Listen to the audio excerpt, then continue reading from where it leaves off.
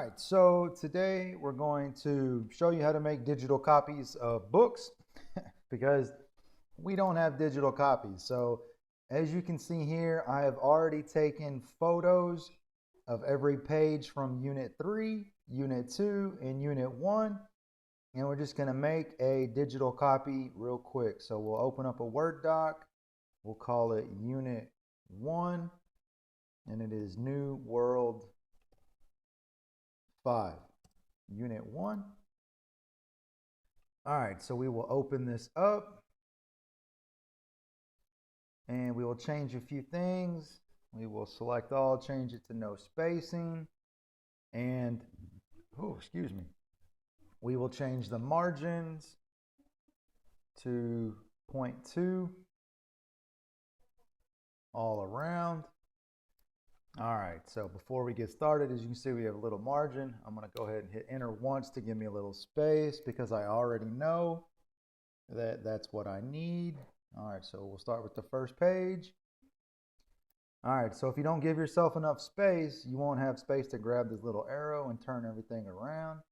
Now it seems kind of dumb, but it just makes it a little bit quicker. Now we'll just make this almost the entire size, and we'll go to the next page. And so basically that's it. That's what we have to do.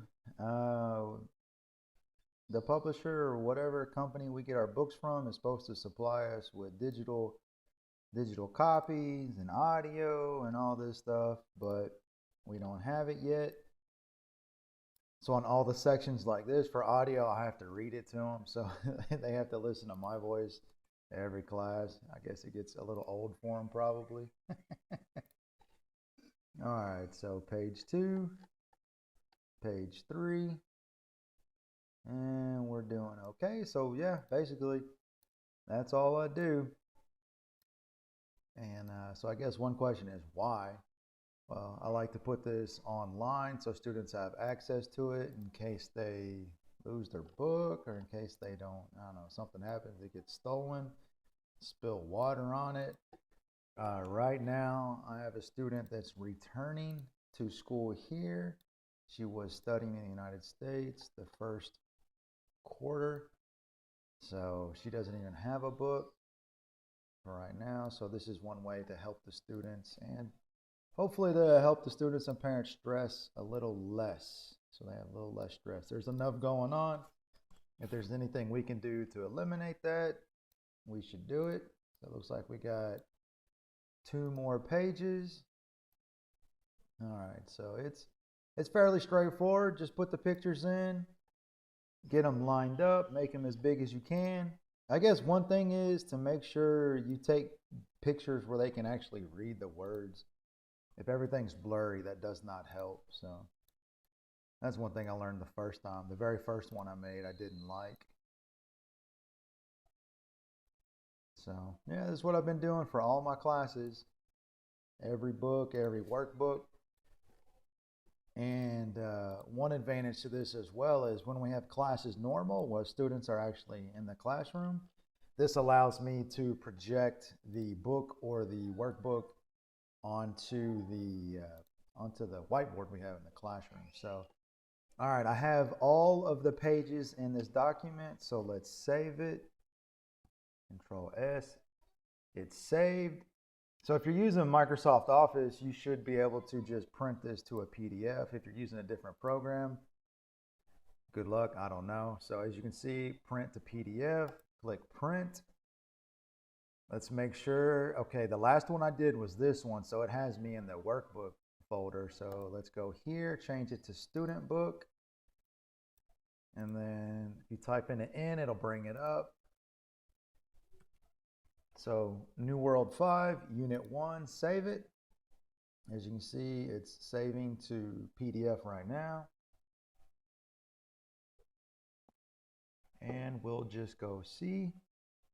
All right. Let's check it out. Up. It's not done yet. All right. So we got to wait a little bit. I don't know why it takes, I guess because the pictures are so big, it takes a little bit to make it a PDF. So we have 3 pages. So yeah, so basically this is what I've been doing for my students. It's nothing high tech, it's nothing fancy, but it works. So if you ever need to make a PDF to send to a student or to send to a parent to help them, I like to do this, and then I can write notes using my computer on the PDF document or the Word document, explaining or showing something specific. That's one way I've been able to help parents and students during this time. So if you need to, I recommend doing this way. It doesn't take a lot of time. The longest time really is printing it to a PDF and then transferring photos from my phone to my computer.